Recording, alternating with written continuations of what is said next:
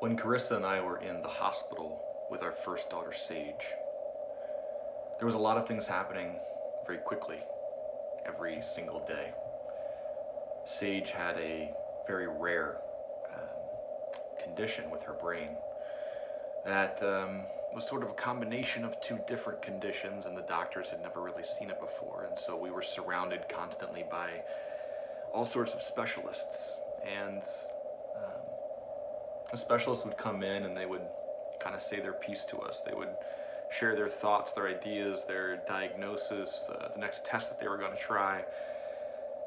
And sometimes the way they talked, the words they used, it was nearly impossible to understand.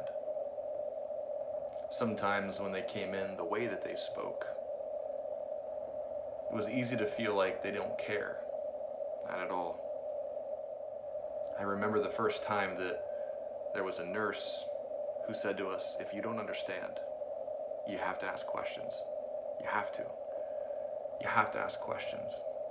And she encouraged us to advocate for ourselves because no one else was really going to advocate for our daughter other than us. And so we began to ask more questions and better questions. But still, the language barrier was there. Still, there was this sense that we were just one more patient. And it became very easy for us to judge those doctors, those specialists. It wasn't until I had sort of a blow up with the doctor. The doctor also began to break down. She became a bit more human. She shared how much she cared for our daughter and for us and the pain that she felt as she watched us struggle through to what seemed to her to be inevitable. After that, I never again questioned if she cared. I never again questioned if we were just one more number to her. There's a lot going on in our world these days, and it becomes very easy for us to make the assumption that because we don't understand language, that because somebody has a certain sort of hard exterior, that they are against us, that they're somehow not human, that they're not nice, they don't have our best intentions in mind. You know, we're all waiting for justice. We're all waiting for all sorts of justice. And I don't just mean in our current racial tensions, though I would love to see that justice. I also mean that we're waiting so that we don't have to live in a world where children are forced to become soldiers in other countries, where people don't have to run from the places they grew up and try to go to a different country where maybe they'll be safe from violence.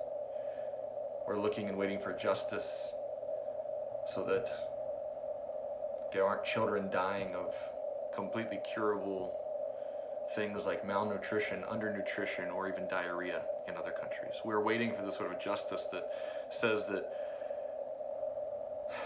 we don't need to be sick anymore, that we don't have to be in a hospital with our daughter, hoping and praying that somebody somewhere will figure out what's wrong. In John chapter 5, there's a story of a man who's waiting by a pool. I'd like to read that to you this morning. After these things, there was a festival of the Judeans, and Jesus went up to Jerusalem. Now at the sheep's gate in Jerusalem, there is a pool, which in Hebrew is called Bethsaida, having 5 porches.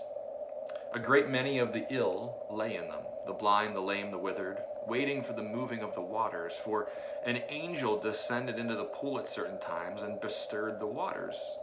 Whoever then, after the stirring of the waters, stepped in first was healed of whatever disease he had. And there was a certain man there who had an ailment for 38 years. Jesus, seeing this man lying there and knowing he had already done so for a long time, says to him, "Do you wish to become healthy?" The sick man answered him, "Lord, I have no man who might place me in the pool when the water is stirred. Rather, as I approach, someone else goes down ahead of me. And Jesus says to him, "Arise, take your pallet and walk." And immediately the man became well, and he took his pallet and walked. I think so many of us are like a man waiting beside a pool, knowing that there is answers here, knowing that there is healing here, knowing that there is help here, but not knowing how to go about getting the answers and the help. And I'm sure that this man, as he waited, knowing that he was lame, knowing that he couldn't get to the edge of the pool quickly enough, he probably felt frustrated and angry, and like it was completely unjust that there was other people who got to that pool ahead of him every single time he tried to get there. And like I felt about the doctors in the hospital, perhaps he even judged them. Perhaps he felt like his need was greater. When Jesus comes into the picture, the man learns that he doesn't have to get to the pool's edge. He doesn't even have to get in the water. He doesn't need someone else to take him to the water because Jesus is actually the way. Jesus provided the healing that we've been waiting for. That's our word right now. There's a lot of things going on that want us to believe that the answer to our problems, the answer to the injustice, the answer to the violence, the answer to death is somewhere else. But the answer is in Jesus. For in Jesus we come. It's for Jesus who asks us, "Do you want to be healthy?"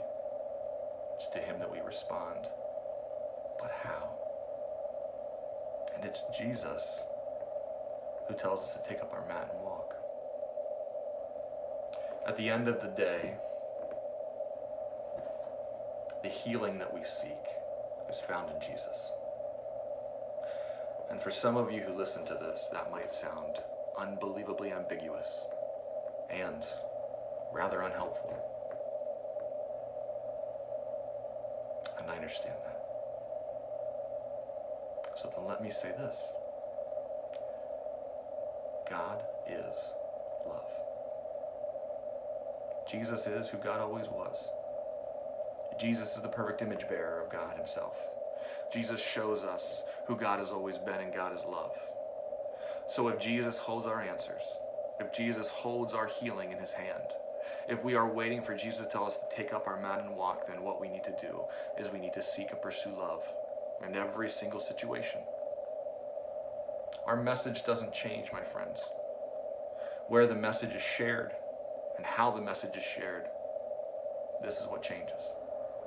So whatever situation that you're in today, whoever you're eating your lunch with today, whatever family dynamics you're going home to tonight, where you're looking for healing, where you're looking for justice, know that God looks for these things too. And God is love, which means that as followers of God, we bring love into every situation with us. And we wait, sometimes for 38 years, until Jesus walks in and says, "Take up your mat and walk." Have a good day.